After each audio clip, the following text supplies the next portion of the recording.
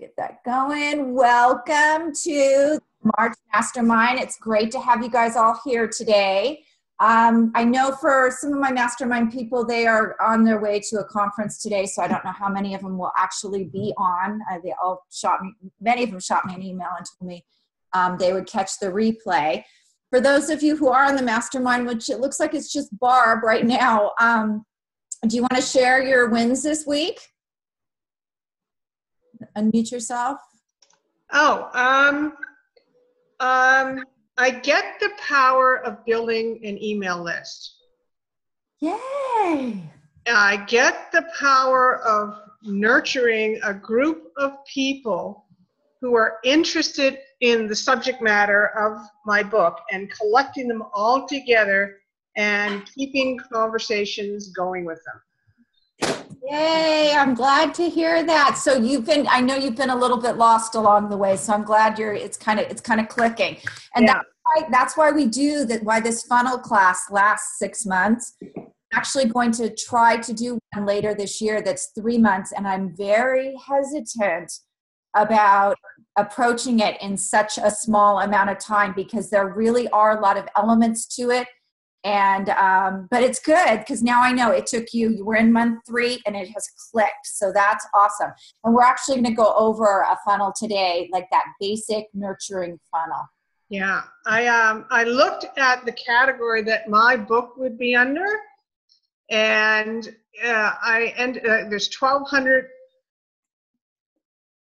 books in that category, and one of them is like Caroline Myss and all those kind of people. So I don't know, I could use some maybe alternate categories, but that was the initial category that I ended up in. Okay, so I'm going to be at your house this week, so we'll sit down and do some work on that. Okay. Okay, great. Mike, I know you're not usually a part of this. Do you have any sharing you'd like to do? Did you have any big wins in your platform building this week? Well, actually, I haven't done any platform building. I'm still writing my book. Well, actually, I'm putting the book together. I got most of it written. I just have to put it into chapters and do some alterations here and there. And I guess I could ask you, Juliet, is that I had contracted with a publishing company to publish the book. I hope to have it done by the end of May of this year. Then I've withdrawn from that publishing company, and I may not publish it as such. But I'm thinking I'm going to publish most of my book via my website. Now, is that a good approach to take? Well, I would recommend that you do actually publish it, and you and I should talk because I own a publishing company. I really focus on getting your name out there before, because the problem with just putting on your website is going to be your ability to drive traffic to find it. So that's where the platform building really comes in. So let's set up something and talk and see, what your goals are with it and what your book is about and where would be a good place for you to start with all that. Okay, sounds great. Yeah, that sounds great. If you have my email address, it's info@winsomemediagroup.com. Just send me, .net now. We changed over. It's info@winsomemediagroup.net. Just send me over an email and we'll get something set up to chat. Okay, thank you. You're welcome. Sylvia, shy Sylvia.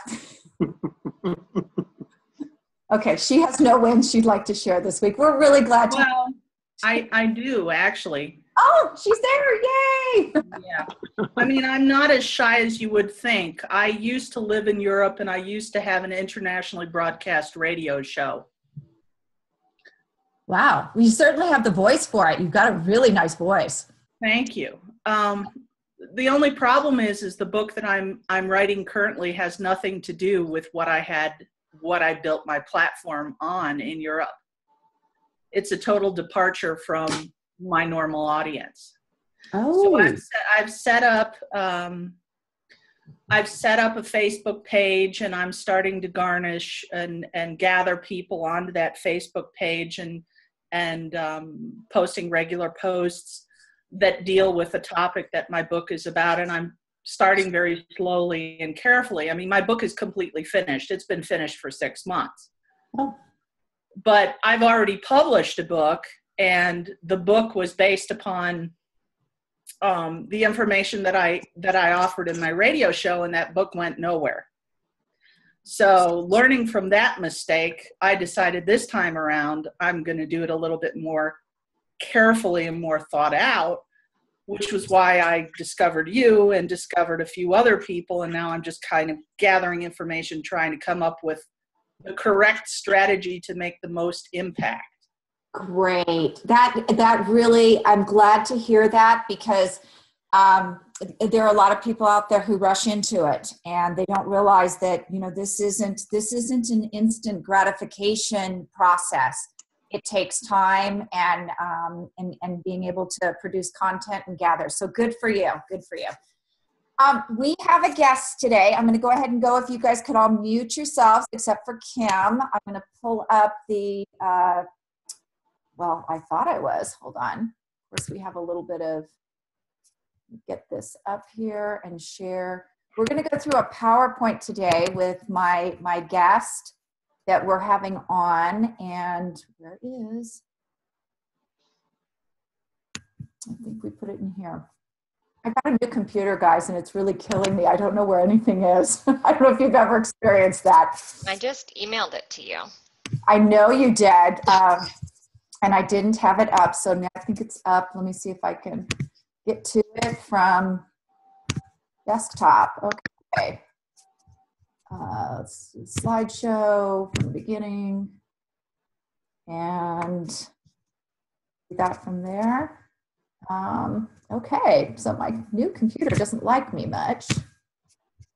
I want to share the screen. Is it right there? No, we don't want to share that screen. Those are my emails. Let's see here. Oh, this is really mystifying me. Stop share. I'm sorry, guys. I should probably, here we go. I probably should have done this on my old computer.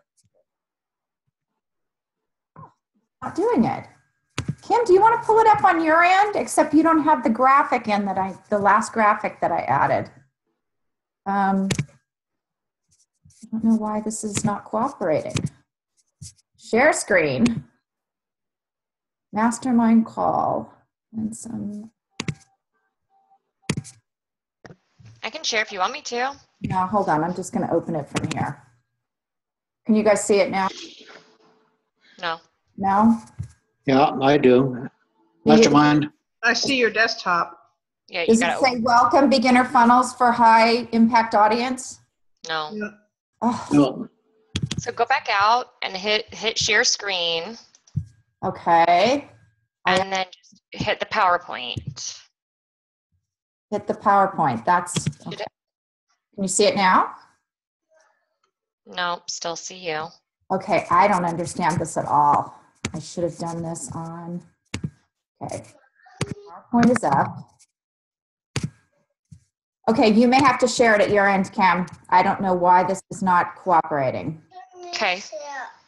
Get you a snack. Okay, hold on just a second. I'm sorry, I have my son homesick today. Of course. Can you see that? Yes. She's a candidate for the BBC News. What? She's a candidate for BBC News now. Okay. Did you see that video with the man and his child that burst into the interview? What? Yes, I saw that. There's a thing going around. Okay, so can you guys see where it says welcome beginner funnels for high impact now? Yep. Hey, okay. So our guest disappeared. I'm here, sorry. Okay. So our guest today is Kim McPhee, as promised, and Kim is the virtual assistant, the techie behind many of the seven-figure entrepreneurs out there, and I am so honored to have her as my virtual assistant as well.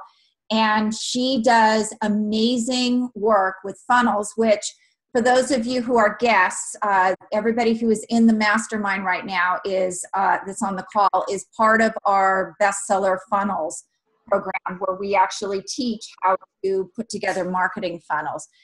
So Kim, I'm here. okay. I don't like being on camera because I can't go and sneak away. Okay, so now it's going to move. Oh my gosh, I have never had this many techniques. There we go. So here's what we're going to learn today.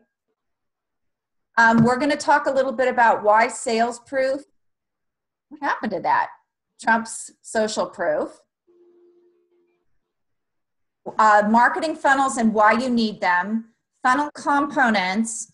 And also how all of this increases your revenue and your genius. I'm really dealing with this today. Remember, I'm doing it. I'm doing the clicking. Oh, you're doing the clicking. Okay, that's why. Thank you. So we're going to talk about the three main phases of successful visibility, which we talked about a little bit on the call that you guys were on last week. The foundational tool building, which we do in Authorpreneur 101, setting up that niche audience, going into the branding, into your website, content creation, and then social media. So we're going to pick it up at the end of that today, which is the social media. And we're going to go into that second phase, which is audience funnel building, which is what we do in Launch Like a Pro, which these guys are all a part of. Go ahead and click, Kim. And then monetizing your genius is also part of Launch Like a Pro as well. So go ahead. This is odd that what you're doing. So phase one, the foundational tool building, is where we build that audience solid foundation. Kim, I need to do this. I'm sorry. I'm going to have to I can't have somebody else controlling the pace of my talk. Let me get this out and do this.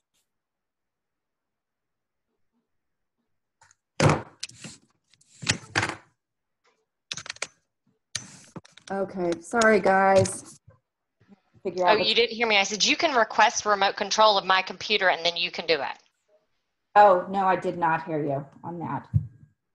This isn't even working with this. Okay, how do I request remote control? Just hover over your screen at the top. It says remote control. Oh, I can give it to you. Yeah, just give it to me. There you go. Happy this has happened. Okay. Yeah, it's not flipping with yours either. Oh my gosh, this is crazy. Did you accept the remote control? I have to accept it? Yeah. There. Where do I accept it? You're controlling my screen now. Okay. So foundational phase one is that foundational tool building, and this is where we really learn to build. It's not. This is wild.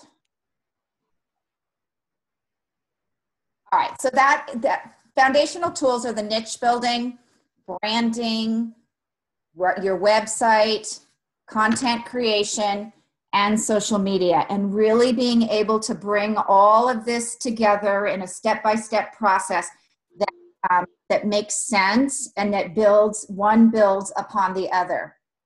And then phase two, where we're going to start today, is that audience funnel building, where we put together a lead magnet, we build the email list, we have that marketing platform, and then we get into the toughest part of all of this, which is the conversion environment. So on phase two, we're going to build a lead magnet and put that all together. The list build, which is what we're going to use that email or that lead magnet for, and then building a really powerful funnel to make all of this come together so that we can launch our book. And you're going to find as we go along here that it's not just launching your book. When you launch a lead magnet, it's going to be a launch as well. So by the time you get to your book, and if you're transitioning that book into a product, you've launched enough that you've got this down. And that's where we get into phase three, monetizing your genius, because what most entrepreneurs and authorpreneurs do is they go out there and they try to put together a speaking event, or they try to put together a webinar, and then no one shows up because they didn't have a funnel built to invite those people along. So phase 3 are the launches, speaking, webinars, and sales conversions, which is very important at the end. So here's where we're going to pick it up today. Step 5 on the Authorpreneur 101 is social media. And social media, one of the things that we talk about all the time is that it has to be responsive social media. And we've actually put a class together, which the people in Bestseller, they Launch Like a Pro, are going to get at a big discount next month, where we tell you step by step how to do this. There are a lot of social media experts out there who will tell you over and over things like you are what you post, and you do this and that, and most of it is really unhelpful for authors. And the reason that is because we don't know what to post. We think we know what to post, and we end up spamming because we're not posting in a way that invites a conversation.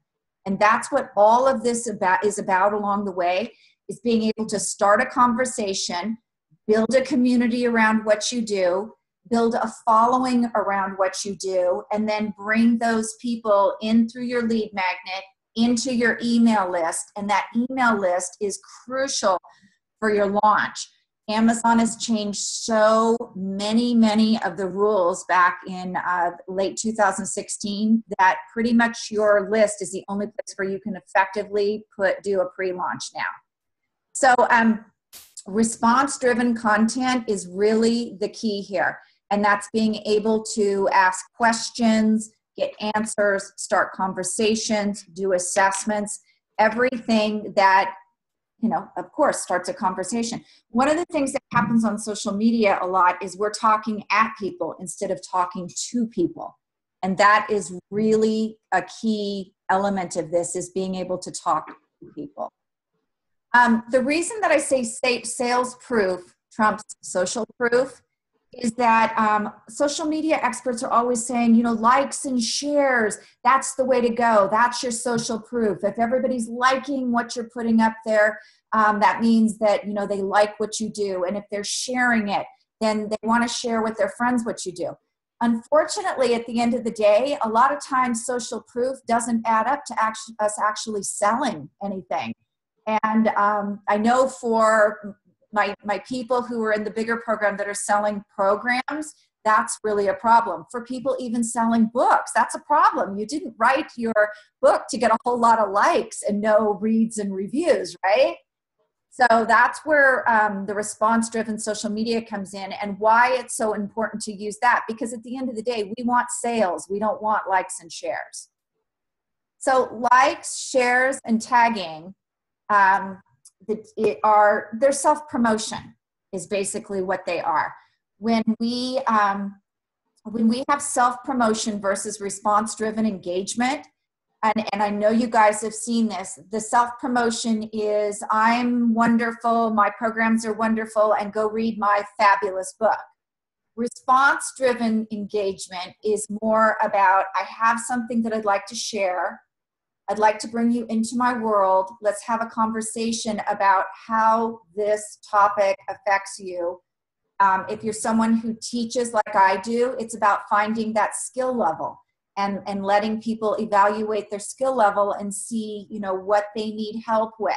So it is truly an avenue that takes the focus away from you and puts it on the person that you're sharing with. Just like in a normal conversation. If you're having a conversation at a cocktail party and it's all about you and you don't ask the other person questions or act like you care, you don't see that person coming back and talking to you much more. So that's what we're trying to get away from, is that me. We want to make that focus you, and put it on the client, the consumer, the reader, whatever our product is. So this is a biggie. Remember that your social media is not really yours. If you're on MySpace, it belongs to Tom, which, by the way, I have to share a little nugget with you guys today. I thought MySpace was completely gone. I found out that's where the teenagers hang out now, which I was shocked. I thought it was completely out of business. Facebook, Instagram, that belongs to Zuckerberg. And so if he changes his algorithm tomorrow, you could lose your audience. And we actually had a situation, one of my friends who's a writing coach had a great following on her business page, and she was communicating a lot, and they changed the algorithm on that, and she lost those contacts. She can see that she has 1,000 followers or more, but she can't see who they are and communicate with them now. So another reason why it's really important to start a social media community and get those people in your list versus just that business page. It's acting up again, Kim.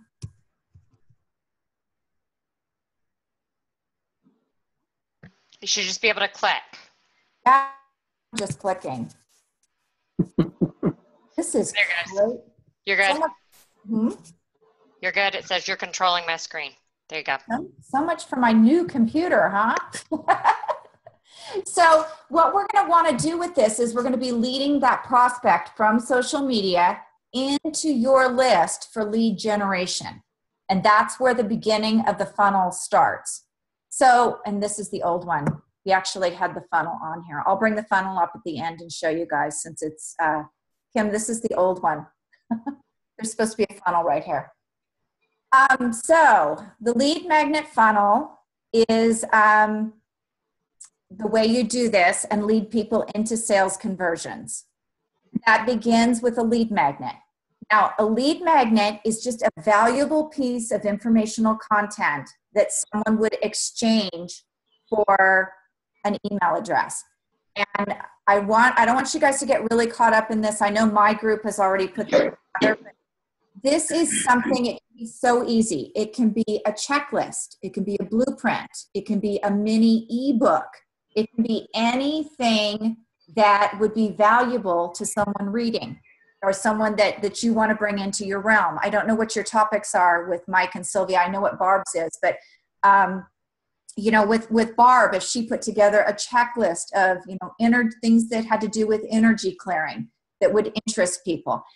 When you're writing an ebook, it doesn't have to be a long one. You have to remember, no one has an attention span these days. So if you can make it 10, 15 pages, all the better. But at the end of the day, you want to put something together that people read and they say, oh my gosh, I would have paid money for that.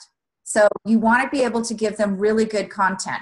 One of the things that we do as entrepreneurs is sometimes, a lot of people, they'll hold back their best information. And as an entrepreneur and an entrepreneur, you're always growing. I know from talking to so many of you that you're always on the cutting edge, you're learning new things, you're sharing new things. So don't feel uncomfortable about sharing your best stuff, because more of that best stuff is going to come in, and sharing your best stuff is what will keep your audience truly engaged. So again, the ways you can do that: blueprints, ebooks, checklists. If you're good on video, or audio, you can do an instructional audio. Maybe you do a 5-minute audio that's a how-to, or you do a video that's a how-to. One thing that authors and entrepreneurs really overlook is the value of an interview. If you've done an interview with someone that would be valuable information, put an opt-in on that and bring people into it. It's free material. Another one is webinar replays. I put my webinar replays out there with opt-ins all the time. So there's some really easy ways.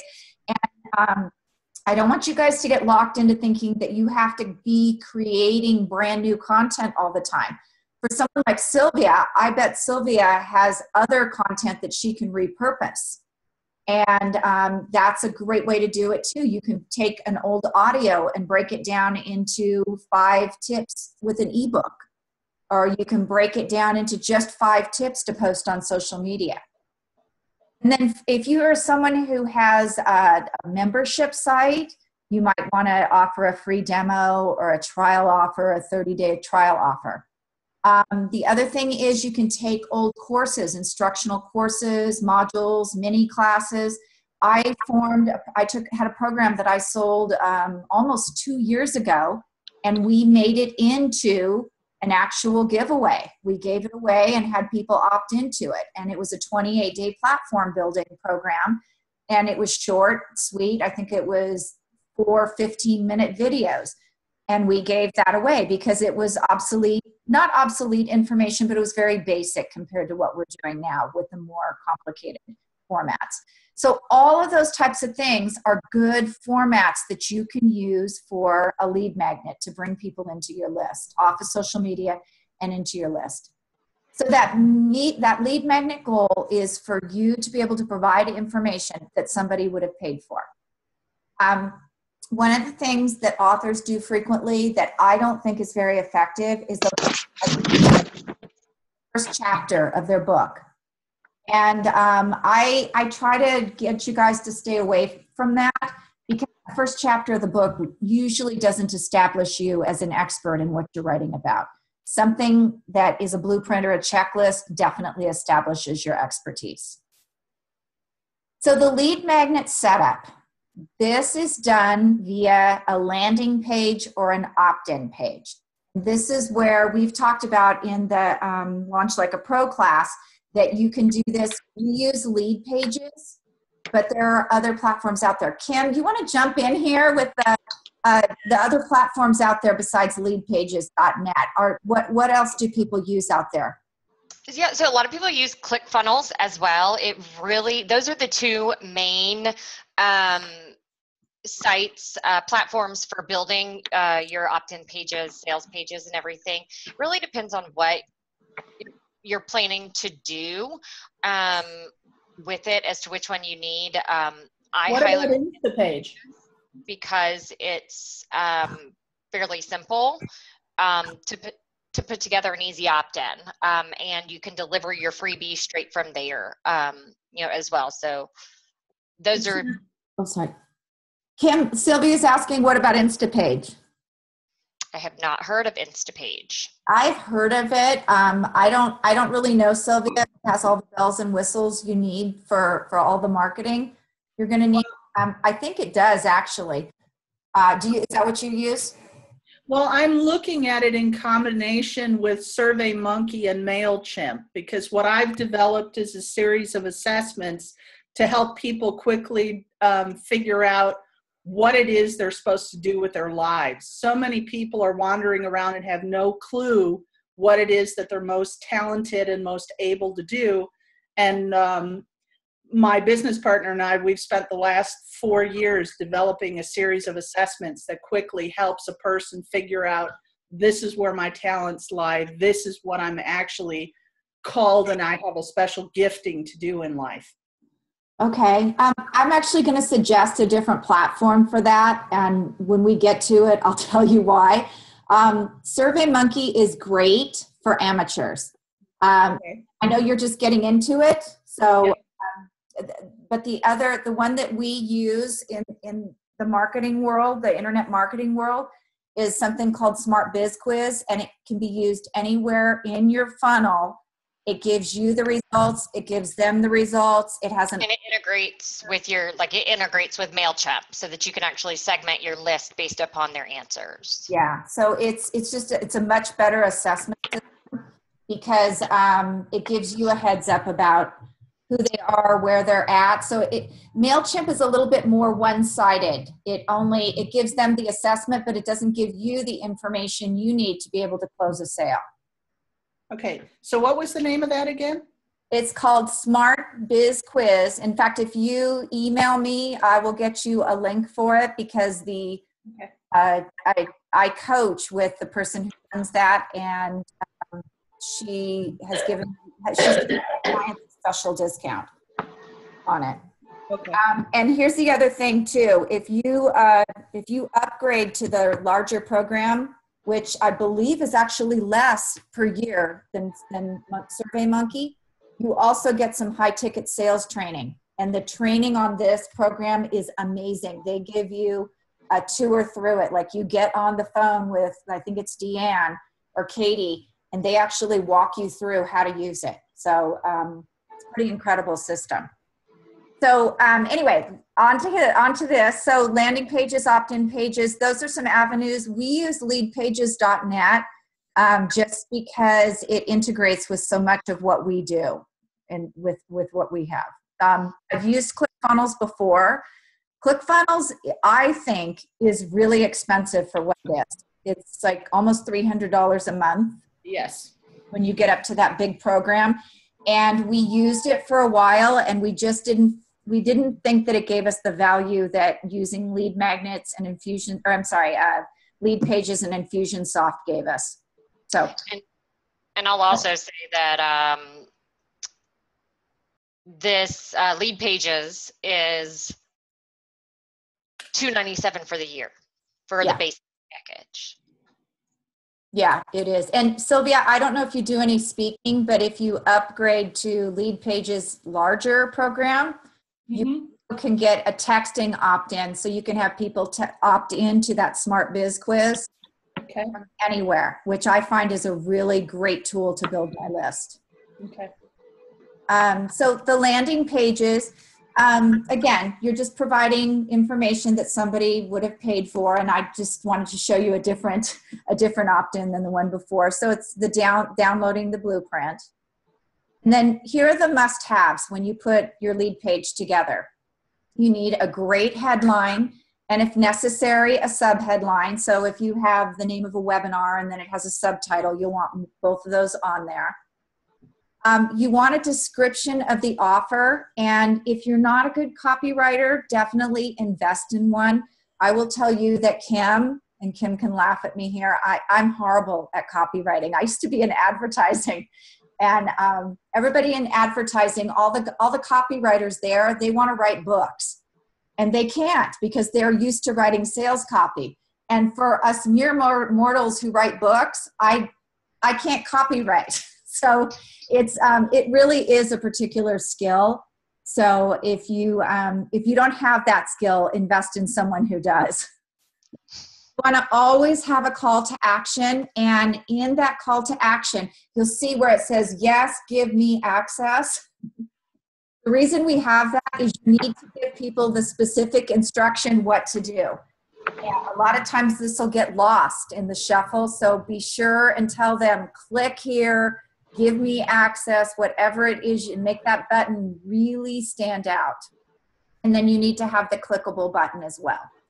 Now, one of the things that I really stress is when you put these lead pages together with the opt-ins and the lead magnet, put it separate from your website.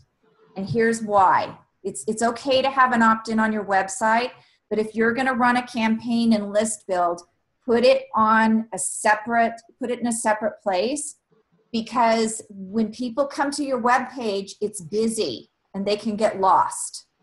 They'll click on other options to see what else is on there, and they'll never come back because they won't be able to find out where that was. Go back to that one, Julie. I'm sorry, what?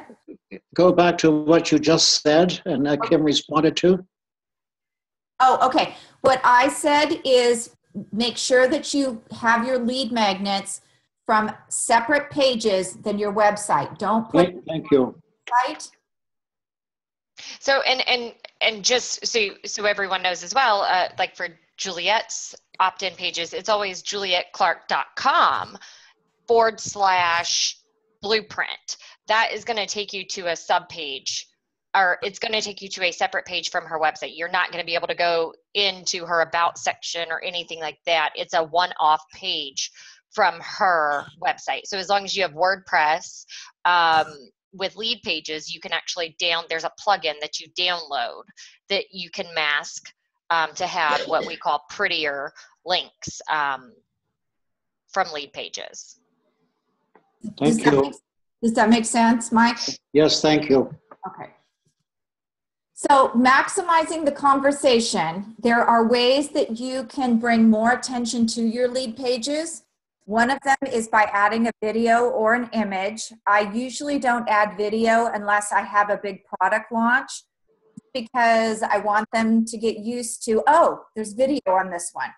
And I usually have more to say. If there's, for those of you who are selling more than books, when you're selling a $497 program and a $1,997 program, you want the look to be different because one of them requires a lot more credibility. People just don't click and buy the $2,000 program normally. There are other steps in between that people want to have a conversation with you.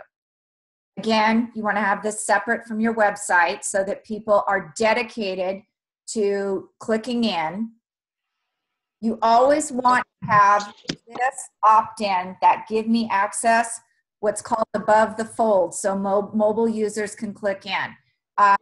Websites now, I believe Google is moving over to your website must be mobile compliant now, but someone goes to your page like that, julietclark.com/blueprint. If you're doing that from a telephone, which there's a whole generation of people out there who do that, you need to have it up above because the phone doesn't scroll down as easily as the computer. If you don't put it right in front of them the first time on a phone, they're not going to click it. And then have no other links on here except that button. You do not want people to get distracted on that. Anything else, Kim, that you want to add? Kim puts all of these together for me, so she knows everything. I mean, to me, the biggest thing with your opt-in pages is above the fold, and that when they first land on the page, they are compelled to take action. Most people, unless they are really detail-oriented, are not going to scroll down. So, you know, that's what's below the fold is important because there are those people that scroll down. I'm one of those people. I want to see everything that's going on with the offer. And another key thing that's not on here that I've started doing, you know, for Juliet and some of my other clients is adding a short bio with their image at the bottom. A lot of these people, especially when you are doing your Facebook advertising or you have other people posting for you, they don't know who you are. So having just that short blurb under the fold, so it's not above the fold, but it's just at the bottom. It's a short blurb about who you are. There's no links in it to your website or anything like that, but it's just a short blurb of, you know, Juliet Clark has, you know, 30 years of experience with this and this and this, and it's got your image there in case your image is not above at all. And I definitely recommend, you know, using like deposit photos or stock photos or whatever to get a really nice image to go in the background or as you know, as your image, or getting a book image created, or if it's a blueprint, getting what looks like a book, you know, created, some sort of visual. Highly recommend those to have along with your opt-in page. Yeah. So just a really cheap little hint here is when I have a book cover that I want to put on for a lead magnet, I go over to Fiverr.com and I ask them to take that cover and make me a 2D and a 3D copy of it. So they take it and they make it, they tilt it and they make it look like it's an actual book cover. And you can do that just with the JPEG of your book cover. So I think they charge $5 to do that.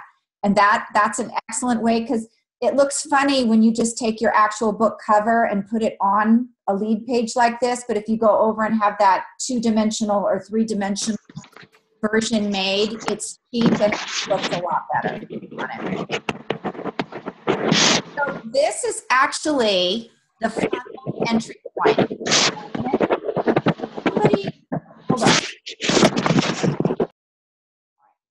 So your lead magnet is your funnel entry point. And if you have 3 to 5 lead magnets running at any time, and I just actually read a great book that said you should have 10 running at once, which just seems a little overwhelming. You should have 3 to 5 of these running at any particular time. That way people have lots of options to be able to find you. Doing this again. There we go. And the nice thing about using something like lead magnets as well is you can do what's called split testing, because the analytics on all this, they really matter. So what split testing is you might make 2 or 3 different versions of the same lead page. And by the way, when you purchase lead pages, it'll actually tell you, Kim, explain this to them. I think you'll explain it a little bit better. How lead pages, when you go in and you look at the templates, it'll tell you how well it. Yeah, you can, there's a couple ways you can sort in lead pages. One, you can sort by the topic. So if it's an opt-in, a sales page, webinar, whatever, there's tons of books, there's tons of different topics. Then you can also sort by highest converting lead page. So because there's so many people that use lead pages, they have it running in the background of what template everybody chooses and what gets the highest opt-ins and conversions. So so that's really nice. The other nice thing about doing the split testing as well is it might even be as simple as just changing out the background picture. And so all you're doing is duplicating the page, changing the background picture, and that's your second test page.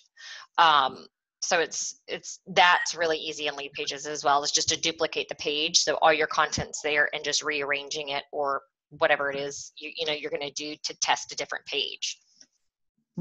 Now, the nice thing about this as well is you can actually see when people click on your page, you can see who stops and who goes in. It will give you those analytics on there. And that's how you tell if something you're running is really good. And that's why you run 2 or 3 of them, because what you're going to want to do is take one that's performing the best and just get rid of the other ones on it. And start using that template over and over because you know it is appealing to your crowd. Now, this funnel entry point is so important is because social media ads are a waste of money without a funnel. Say that again. Social media ads are a waste of money without a funnel. I actually am involved with an entrepreneur group in Salt Lake City. And when I gave presentation, one of the things that happened was they came up afterwards and they're like, I don't understand why my Facebook advertising, or I think it was LinkedIn too, why it's failing. Well, the reason it is because when you don't have a funnel, you're running an ad to get them to like your business page, but the conversation doesn't continue. Right. To go like your book, but the conversation and the relationship doesn't build. So when you have a funnel in place, when you advertise, you're bringing them into your world so that you can nurture them a little bit more. That's why it's so important to have this funnel built before you think about Facebook advertising or Instagram advertising or any of that. Then lead pages also make sure that your asset is delivered. In the business, we call that lead magnet an asset when it's being delivered. It is something that benefits everyone. And if we can pause right there, I want to add 2 cents on the asset being delivered. And there's a couple different ways to do that for beginners all the way to advanced. And Lead Pages actually has an asset delivery where it will actually send the deliverable to them in an email from you right away. Or you can also do it through your back end of your CRM, where you have it connect Lead Pages or ClickFunnels or whatever you're using is connected to your email delivery system, and it's delivered that way, which that is the way I would recommend, because then they end up on your email, ends up in their inbox. Okay. And just to mention something about that, I know Sylvia mentioned that she was going with MailChimp. MailChimp does not deliver assets. So just keep that in the back of your head as well. That's one of those things, whatever you use, you want to make sure you have an asset delivery system to get that there. All right. Well, can I ask a question at this point? Absolutely. Okay.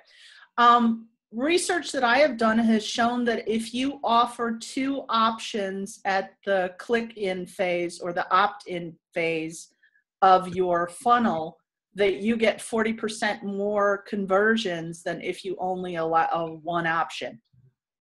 So for instance, if your option is buy my book, you'll only get 5 to 8% conversion. If, however, you offer buy my book And the second option is buy my book and 2 hours of live coaching. The person feels that they're being given a choice, and your conversion rate goes up by 40%. That's what I recently read. That can be true. We actually, if you've ever gone through one of our funnels, and we're actually adding to our funnel on this next launch, we give away the free lead magnet. Then you go into a page that offers the webinar, and we're actually going to start offering a small $47 product as well with that. So yes, the conversion rate does go up. But here's what's more important that goes up there. It's the trust factor. Because you're offering them a little bit more. You have to remember that every step you make along the way in your funnel is trust building. So Right. Commitment building. So you're whether they realize it or not, you're asking them to take baby steps into more commitment. Okay. So absolutely, yeah, I would do that. I'm not sure that I would go right into a sales funnel with your book, though. I don't know. I like to Actually, what we're planning on the first step is we've gelled down a small survey just to entice people before they buy the full packet of surveys, just to say, take this survey and find out if this is for you. Perfect. Because we want to weed out the people who really we can't help, that they need somebody else. We're trying to get to our customers. Now, our customers are a certain breed of people who have spent their whole life working at daddy's business, are miserable, unhappy. It never was what they were supposed to do. They've dreamt of being somebody else, but they're stuck in their circumstances because life pushed them in that path, and they've never broken out of that mold themselves. We're trying to empower people to become who they were created to be, as opposed to following the path of life that just kind of led them to where they are. Okay, cool. All right. Yeah, I would definitely start off with that assessment then. And that's even when I'll tell you a little bit more about Smart Biz Quiz and how to use that with that, because you can use that at every phase of your funnel. It's really a truly amazing product. So it also leads to list building, and the size of your list, it matters. If you have 200 people who are invested in your program or like what you do, you're going to be able to go to those people first to sell anything you have. When we put a book in pre-sale, they go out to that list first to let them know that it's out there and provide incentives. I have a bigger list, so I go out to my list for, let's say, the responsive social media program that's coming out next month. I've already gone through and offered it to the people who are already in my programs. I'll go out in the next month and I'll offer it to the people in my list before we promote it. And then if there are spaces left over, we will provide those spaces to the new people who are coming in. So you have that ability with a larger list to be able to go out and sell things without having to do a lot more selling in the outside world. These are people, imagine being able to, sell something to people who already know that you provide great value versus going out and selling cold. That's what the difference is between having a list and not having that list. So the list benefits, you build it, you own it, and it's a company asset. And a lot of people don't realize that, especially when I talk to brick and mortar businesses. They don't understand that if they build that list, when they go to sell their business, it makes their company more valuable. Right. The benefit of that list, just what I was talking about, that inner circle, the tribal launches, and you're especially going to use it when you launch a book with all of Amazon's new rules. It's a relationship building tool, and that converts to sales.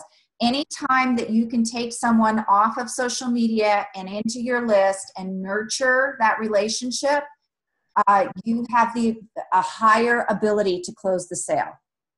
And then the other thing that's fabulous is it's proactive, it's inexpensive content delivery. If you're delivering your blog via email every week, it's inexpensive, but you're keeping in touch with your list and you're able to provide them value. Kim, do you want to add anything here? Jump in anytime, sweetie. No, having a list is very important in building that list and building that trust. One of the biggest things I've seen and been working a lot with quite a few clients is having that nurture sequence to build the relationship. So after they go through your 2 to 3 emails from getting their freebie, whatever you're leading them to, next, before you might go into that, you may want to send them a couple of emails nurturing them, letting them know where you came from, your background, why what you have is important, but where you're not selling them anything in those emails. You're not trying to get them to do anything. But eventually, a lot of what I do with a lot of clients is trying to get them at the end of that nurture sequence to take an assessment. Because once they take that assessment, you can then segment them on what their needs are, because you know where they are in their business or in their life or in whatever it is, whatever realm that you are in. You can assess that and then send emails to them based upon that, or selling them a product based upon that. Yeah. So you probably know what it looks like when this doesn't happen. And I know that every single one of you has received an email like this, where you opt into somebody's list, you don't hear from them for a while, and then all of a sudden they want to sell you. And you kind of think like, well, wait a minute, you didn't get to know me first. I actually just had this happen. I opted into someone's list for a free program. I got a password, never heard from them again. Had no desire to send me an email and ask how I liked it. And then I just got a LinkedIn invite today to purchase his $4,000 program. And it literally, I felt like, but I still don't know much about you. That's a lot of money to spend with someone that you don't know much about. So you really want to be able to work with that nurture sequence with all of your clients. And don't bombard them with emails either. Yeah, don't bombard them. That's something that's really important too. And That's my pet peeve. pardon me? That's my pet peeve. Yeah. 15 emails a day from the same company. Well, here's the thing that happens too, Sylvia, is when you don't use a good autoresponder, the mail delivery system, and we just ran into this with ActiveCampaign. We upgraded from MailChimp to ActiveCampaign because ActiveCampaign was supposed to have the tagging background. And we worked with their staff over and over and over. We would bring people into our lead magnets, which there is a nurture sequence with that. Right. At the end of that nurture sequence, they should go into our general list to be able to get blogs and updates we send out once a week. The problem is their automation wasn't working in the background the way it was supposed to be. They would look at it and they'd say, oh yeah, it looks exactly right. But our clients were getting bombarded because they were getting the nurture sequence and the blogs. So they were getting 2-3 emails a week, and I would delete me too. I would unsubscribe to me if that happened. So you have to make sure that the email autoresponder system that you use truly is going to do what it says it's going to do, because we spent several months trying to work with ActiveCampaign, and we just switched over to Infusionsoft because of it. Infusionsoft does work. And just to give you an idea, I'm going to talk about this next month in the responsive social media class a lot. I just connected with a company that they wanted my help monetizing their business. But they came back to me after a few days and they said they wanted to use free tools instead of what I recommended. And the reason I'm telling you guys this is I really want you to investigate the tools that you're going to use with growth in mind, because I didn't do that well when I first started out, and I used free tools. And when I switched over to ActiveCampaign, I had to pay to have things switched. And so that cost me money. And this latest move from ActiveCampaign into Infusionsoft cost me almost $1,200. So you have to keep in mind that you're going to grow, and purchase options, even if they're a little bit more expensive, that will grow with you, just so that you don't end up spending that out-of-pocket money in between for your growth, because it's horrible when you're growing and all of a sudden you have this big expense that you didn't expect with it. Juliet, Juliet, sorry, I have to excuse myself. I've double booked my time, and I have another appointment in about a half an hour, so I have to leave. Thank you guys and girls. We'll chat again another time. That sounds great. Shoot me an email and I'll get you the replay, Mike. Okie dokie. Thank you. Bye-bye. Thank you. Bye-bye. So list building ideas here. You can participate in joint ventures and summits, and those are those things you see all over the internet, coordinate with our 20 or listen to interviews with our 20 favorite people who are experts in this field. Those are big list builders for you if you can find those to participate in. Gift giveaways are the same thing. Be sure to put a call to action on every blog. If you're a vlogger, put it on there, on your website, on your social media pages. You should have a call to action everywhere you can get one that someone would see it. We have them on our business cards. We put the CTA there, and then that CTA goes into give us your email and you can go take an assessment. So you can put them just about anywhere. Of course, on your lead magnets, and then any place where you're going to have a funnel and social media ads. You want to make sure with your social media ads that conversation continues and you collect that email address. And if you're going to spend that money doing ads, you want those email addresses. Drip campaigns. This is where Kim's going to jump in a lot. Yay! Yay! This is what I love. This is what you love. So why don't you take it? You want to take it from here? I can. Sure. Okay. Take your screen back. Okay. I'll take it back. So drip campaigns, super, super, super important to have drip campaigns in place. So every lead magnet that you have needs a separate drip campaign where you are delivering the deliverable, as we discussed earlier. You're delivering that asset to them, as well as you have, I always recommend at least 2 to 3 follow-up emails after the original autoresponder, where you're going back to them. I know what Juliet does a lot is, are you enjoying it? What are you getting from it? Those kind of emails to engage them.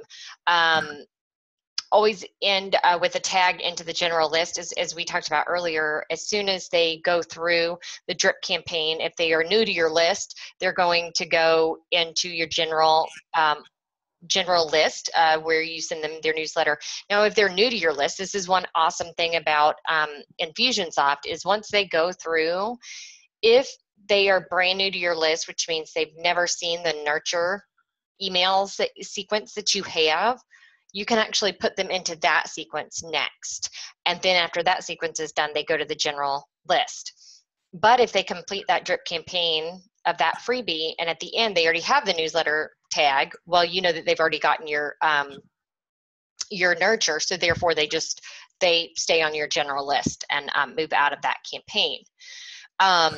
As I could have gone ahead and list building to nurture campaigns, which is what we just talked about, tips, assessments, webinar invites. And as I mentioned earlier, through your drip campaign at the end, always inviting them to take an assessment is a really good way of assessing who is on your list, to be able to tailor your emails to that particular group. Obviously, if you're going to be doing a webinar, you are going to want to send that to everyone that's on your list. So that's going to go into your regular general list campaign. So when you start that campaign, you would drop everyone from your general list in to get those webinar invites. And so that, is there. I've never done where I actually really controlled one. That's okay. Let me go back there real quick. One of the other big advantages of having these drip campaigns and these list builds as well is that you can actually take your list, and after you segment it out, maybe you have a list segmented of the people who are really, really interested, who are really engaged in what you're providing. You can actually take that, put that list into Facebook ads as a lookalike audience, and go out and find more people like that. Facebook will actually analyze the likes of that list, those people that are on there, and go find you more people just like that. So that list also helps you exponentially build for your next lead magnet as well. But, sweetie. Okay. So drip sequence 1 is there, you're thanking them for taking a step into growth and deliver email number 1 autoresponder kind of is what I call that one. And again, you're delivering the asset. And it's also a good place to share a small story about why a short story about why you created the lead magnet for them. You created it just for people like them because you know where they've been at, things like that. Then what you're going to do, I would say in your next email, is get to know them more and let them know more about your business. A really good way to do this is hit reply and let me know where you're at. And by doing that and actually reaching back out to them creates, Juliet, you can attest to this because I know you've had people do this where they hit reply on an email, let you know where they're at on their journey. And it's a really good way to establish a relationship with someone. It is. The PSs are very, very important. I actually got this email the other day. It was quite funny. And I actually read the email and got down to the PS, and it said, okay, for all you PSers, the ones that like to skip straight to the bottom. So, a cute way to do that, because a lot of people do skip straight to the bottom. They're like, okay, this long email, what's down at the bottom? And in your PS, always, you can recap, a short recap, but always make sure you have your social media page on there, your fan page, or your business page, right? Is that what it is, Juliet? You can put your social media page. For me, I put my social media community in there, right? Pushing tips and tricks. We put that in there. It doesn't really matter what you put down there. You're just leading them into a more engaging, you're tiptoeing them through what you have to offer. You don't want to tell down there, but if you have free programs or, you want to lead them to your LinkedIn page or a LinkedIn group, your Instagram account, you're just leading them to a bigger piece of you. A small call to action really is, you want something down there, some click or an actionable step, I would say, because a lot of times we'll say it in the PS of hit reply and let us know where you're at. And so that's an actionable step that's in the PS. And so email number 2 is check in how they're doing and how they're enjoying the information, how you got into the business, and then again, an actionable tip that they can easily step into. And then, of course, always the PS is included with the link to do something. I typically like to change it up every time to where you're doing different things, but you want them to have an actionable step that they can take next. Juliet, anything on that one? Yeah, the PS, definitely change it up because you don't want to feed them the same PS all the time. But the actionable tip, make it so easy that they can't not do it. I know that's a double negative, but make it so easy that they could stop right then and do this one little tip. Because what you're doing for them is you're giving them confidence. You're providing value and giving them a little bit of confidence. Oh, yeah, I can do this. So there's a little bit of rah-rah in the nurturing drip sequence. Oops. And then number 3, invite them to take an assessment, which is what we've been talking about. So the assessment allows you, obviously, to let them know that it allows you to be able to serve them better. You'll know exactly where they are on their path. You want to let them know by taking this assessment that takes 3 or 4 minutes, not only will you know where you are, but I will give you next steps to get to where you want to be. An actionable step in the PS. As always, you want to have those in every email. Yes. An actionable tip or step in this one is going to be the assessment. And while we're on this with the assessment, the reason that I really love the Smart Biz Quiz is because the last section of it actually has what's called a commitment section. So you can give them 3 or 4 options and ask about their commitment level. And the autoresponder on the back side of the Biz Quiz, it allows you to set up parameters. So for me, if you score a 20 or higher in that commitment session, there's automatically an email that goes out and congratulates you and offers you a strategy session. If you came in 10 or below, I might send you out a link on that autoresponder. And believe me, when I say I'm going to do it, I don't do a thing. I set it up and it runs itself. It might send you out a link that says, hey, it looks like you're not really that committed at this time. If you want to learn more about this in the future, and you maybe offer them that $47 program. And then, so you get to set, depending on their commitment level, what you'd like to offer. And that is really important because I have so many people who take the assessment who aren't really committed. And my time is really valuable to me. The more time that I have to develop content and spend time with my clients, the happier I am. I'm not very happy when I'm spending time with someone on the phone who's a very low commitment level. So it gives me that responsibility and that choice of whether I want to spend 50 minutes on the phone giving them a free session or not, or whether I just want to offer them something smaller and let them decide if they're ready to grow and step into that. Well, it's the 80-20 rule, right? 20% of your clients yield 80% of your business. Why are you spending 80% of your time on 80% of the clients who don't yield you any business? Exactly. And that's why I love this platform, because before I was spending so much time because I didn't really have a commitment level. I didn't have it before I got on the call. So I just found this to be super helpful that, you know what, the computer is going to make a decision for me. I actually spoke at an event last week, and one of the men in the room had been at a previous event. And I gave him a strategy session, and I told the room, I had him stand up and I said, you know, here's Paul. And Paul took the commitment on this. And if I had not spoken to him in person prior, I wouldn't have given him a strategy session. And he's a client now. But it turned out that from his commitment level on the assessment, if I had not previously spoken to him, I never would have given him a strategy session because he scored very low, very poorly on it. But he kept coming back. He kept coming back to the in-person events. So, you know, that. Well, maybe it's sometimes a question of timing. Not everybody has the funds at the moment to engage with a company. They're interested, their level of interest is high, but they're waiting for other factors in their lives to line up to then be able to take the next step.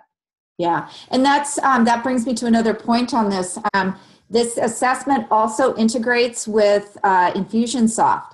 So when we use that, we can actually segment these people out. And obviously they were interested enough to step into the assessment. Mm-hmm. And you're going to have a lot of assessments. So you may have to do a sequence with it.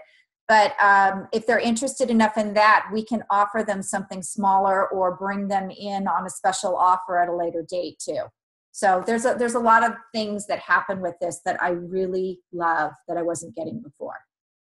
And I'll jump in here as well about the assessment. Is the other really amazing thing about the assessment is having, before you hop on that strategy session, you have their assessment. So you're not wasting 20 minutes getting to know them and where they are and asking them these questions. You already have the answers. So as soon as you get on the call, you're able to dive straight in. Yeah, that's a very, very good point. And here's the other thing that I love about it. Because they get it and you get it, it makes it much easier when you're closing a sale because they have it in black and white in front of them. You don't have to take the time and tell them where they're weak. They know when they get in the call. They can see it in black and white. And for many of us, how do I explain this? It's much easier when I see something in black and white because I have to deal with myself with it.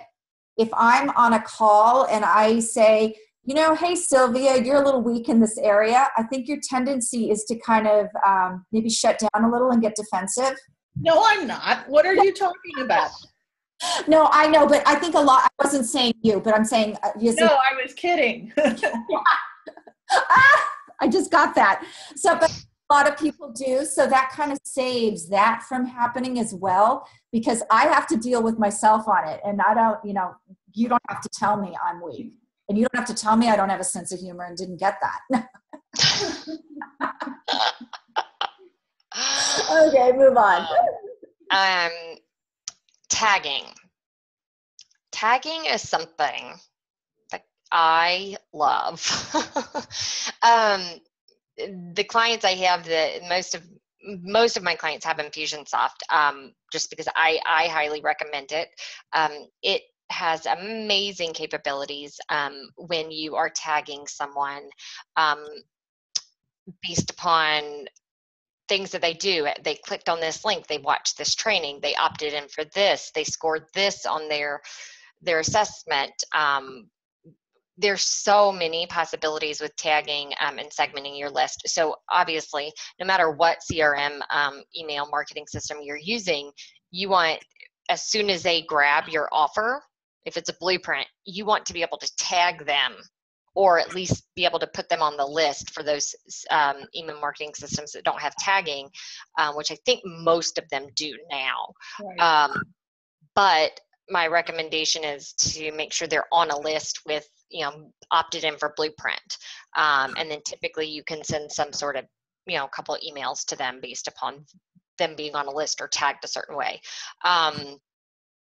Again, you can, depending on what system you use, once they're done once they go through your drip campaign and at the end you've invited them to take the assessment, you can actually hold them there for, say, 2 days and then say, well, did they take the assessment? Well, if they have the tag of taking the assessment, then they're going to get different follow-up. They're going to go into the assessment sequence. But if they have not taken the assessment yet and they're still in that nurture drip sequence, you can then nudge them again to take the assessment. Hey, I noticed you haven't taken this. What's holding you back? I'd love to know where you're at. I'd love to get to know more about you. Click here to take the assessment now. So that's really important. Kim, does Infusionsoft give you statistical analysis, or is it compatible with SPSS to do those kind of result analytics? Can you expand a little more on the analytics of people opening emails or taking actionable steps?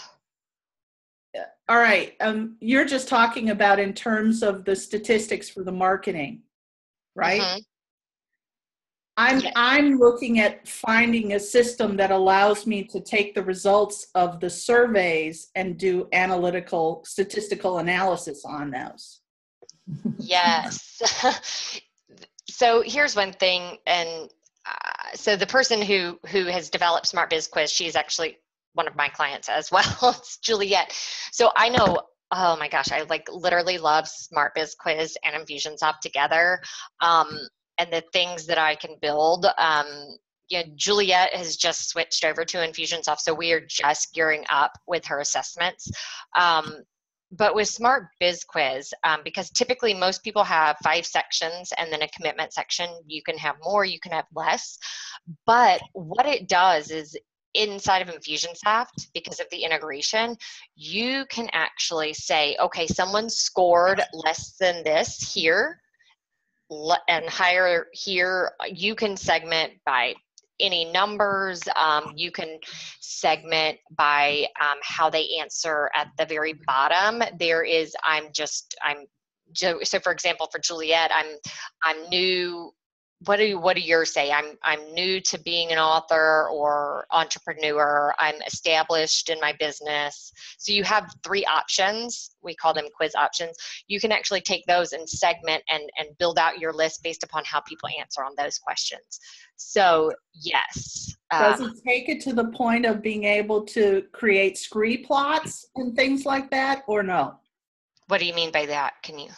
Oh, What that means? all right. I would have to give you a lecture on statistical analysis. Oh, okay. I would assume that the answer is no. Okay. Okay, but to give you an example of what Smart Biz Quiz does, everyone who took my Authorpreneur assessment who did poorly on the social media, I'm going to be able to break them out and send them an invite, a special invite to an inner circle webinar about responsive social media before I ever take it to the public. I'm going to be able to say, you know, I've invited you here today because, you know, that beginning point of your funnel wasn't really great. And, you know, here's what will help tremendously, and bring those people in and sell them that program specifically.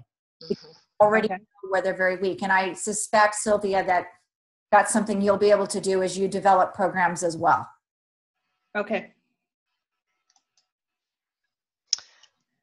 So uncommitted destination.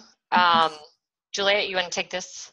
Yeah, so the uncommitted destination, this is what I call the area where when they decide to take your assessment, they've stepped into that bigger piece of commitment. So this is for those who didn't decide to take the assessment.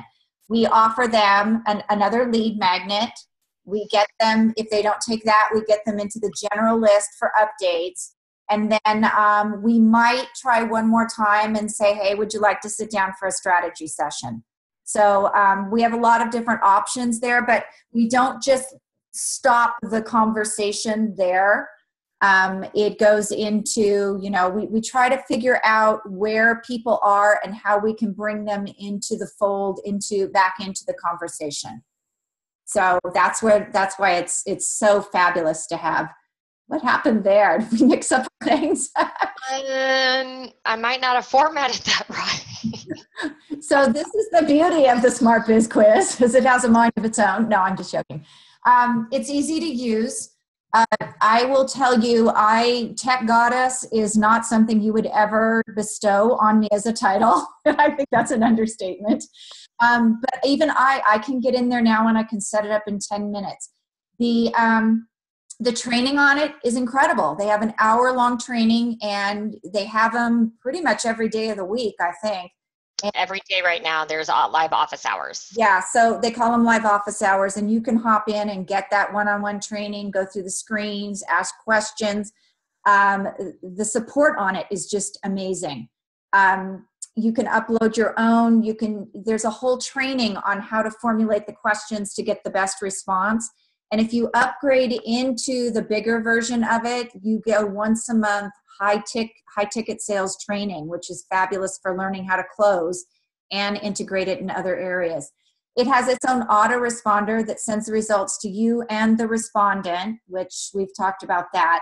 That autoresponder also allows you to make offers based on skill level and allows you to set the commitment levels, which is important.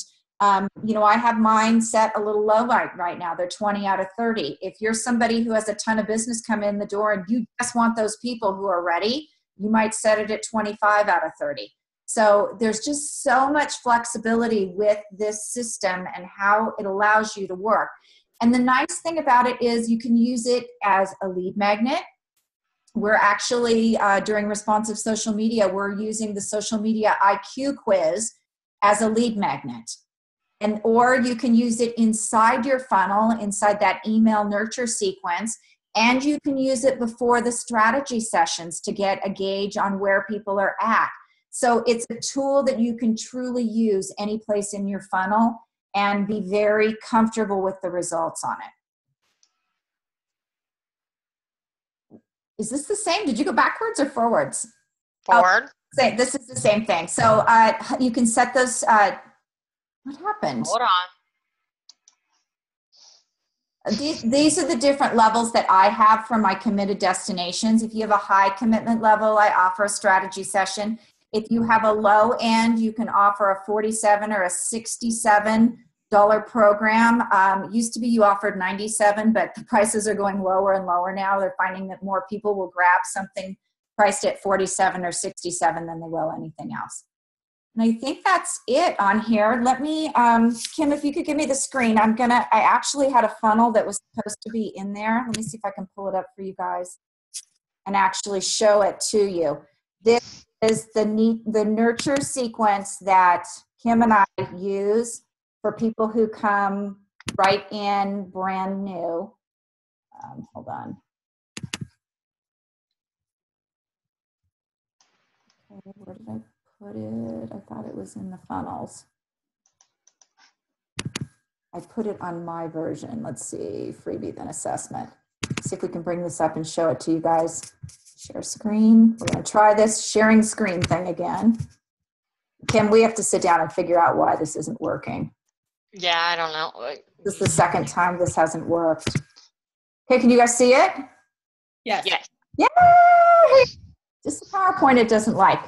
So this is the one that Kim and I actually use where we have a couple different freebies at any given time. Sometimes it's the same freebie with some split testing, sometimes not. And then we have that auto responder with the freebie details.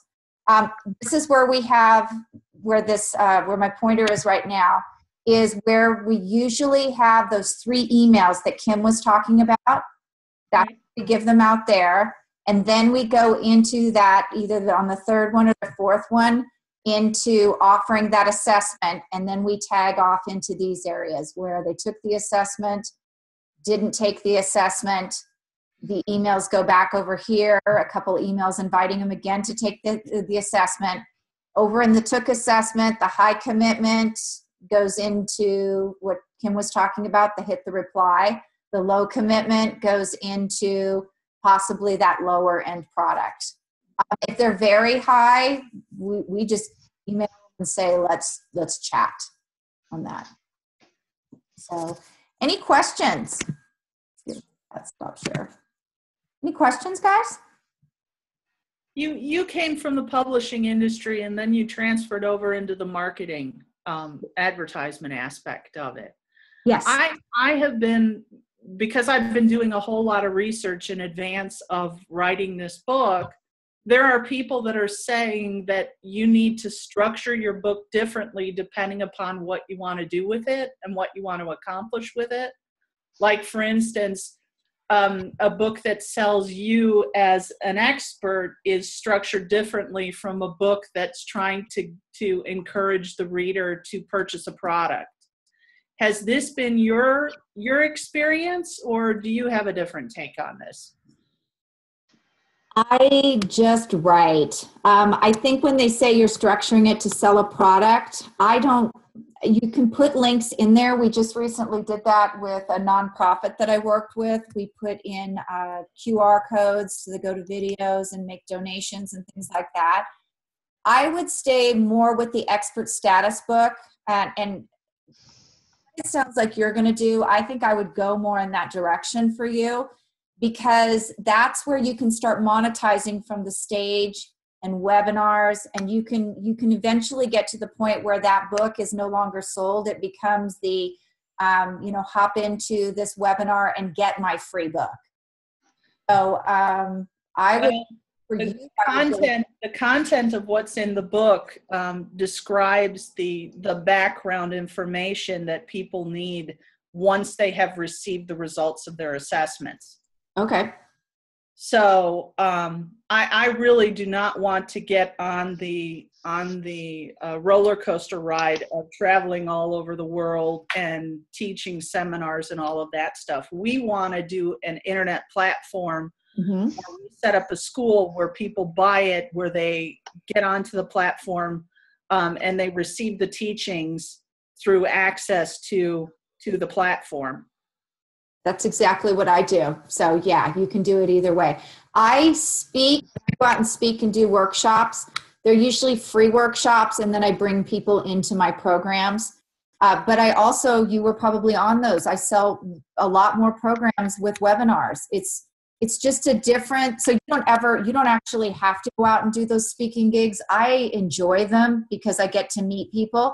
And when you're a solopreneur, you spend way too much time at home. So you beg people to give you speaking engagements. No, I'm just joking about that. But what's the difference if you're an extrovert or an introvert? You know what? It does make a difference because if you're an introvert, it's going to be a little bit more difficult. The advantage of going out in person is that people get to see you, know you, they get an idea about your demeanor. And it's much easier to sell from the stage, believe it or not, than it is on a webinar for most people, because a webinar, they don't see you. They hear you, but there's that trust factor in there.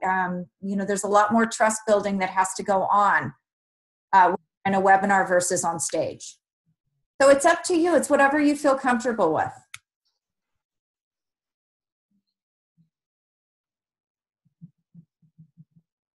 Are you still there? Oh yeah, I'm still here. I'm listening. Oh, okay. I was done. I'm absorbing. You're absorbing. Okay. I'll tell you, Sylvia, I do a combination of both. Just because it gives me greater clarity. I think being out in public gives me greater clarity about what people need on a webinar. So I would at least try some local speaking gigs and kind of get a feel for that. Uh-huh. I think I'll let my business partner do that. She likes that kind of thing. There you go. She now has, it's a she or he? It's a she. So she now has her purpose in your company. Yeah. Anybody else have questions? Hi, Serena. I just saw that you got on. Hi. Did I miss much? I felt like I thought I jumped in on time, but I must have missed some stuff. I think, are you on Pacific change. now? Yeah, I'm on Pacific time now. Okay, it's 11 o'clock Pacific. But I was thinking the first call was at 11 and then the second call was at 12. So I missed it, didn't I? You did, but the recording's inside the Academy, so you'll be able to grab it again. But yeah. Hi, Serena. Hi. Serena is one of Kim's clients as well. I am in pre-launch right now, so all kinds of stuff is going on. Oh, that's fantastic. That's right. We're launching next month. Yep. Did you wear makeup to our call? I actually had to get up and go to a team meeting this morning, so it's rare that I'm at home doing a webinar with any makeup on. Wow. I'm so impressed. I want that job. Yeah, really. So, Kim, you wanted to share a URL with us? I think a lot of people on here already are working with you, but if you want to talk more about what she does and how she puts all this together, she's going to put a link up here for you to grab. And she does give people a strategy session because sometimes you're just not at the point where you're ready to work with her. And I find she's pretty honest about that, and she'll tell you what you need, what skills you need to go back and get. So, well, thank you very much, Kim. And I would have loved to have you talk more, but I do get that having a kid home is a little bit difficult with it. So, all right, ladies, if there's no more questions, we'll talk soon. Thank you. Thank you. Bye.